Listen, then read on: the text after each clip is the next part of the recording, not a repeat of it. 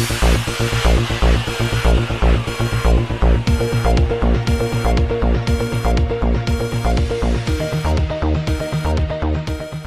اللہ الرحمن الرحیم۔ السلام علیکم ناظرین، ستیانہ بنگلہ کے سرکاری ہسپتال میں آئے روز چوری کی وارداتوں سے اہل علاقہ انتہائی پریشان ہیں، جبکہ ہسپتال میں گارڈ اور چوکیدار کے ہونے کے باوجود ایسی وارداتیں ہسپتال انتظامیہ کی غفلت اور لاپرواہی کا منہ کھولتا ثبوت ہے۔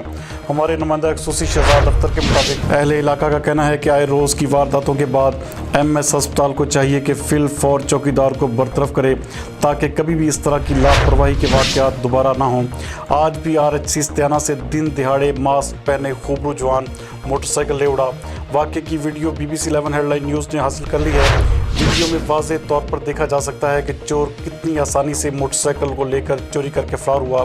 آئے روز کی وارداتیں ستیانہ پولیس کے لیے بھی ایک چیلنج کی حیثیت رکھتی ہیں، جنہیں فی الفور قابو کیا جانا ضروری ہے تاکہ علاقے کی عوام اپنے علاج معالجہ کے لیے بلا خوف و خطر ہسپتال میں آ سکے۔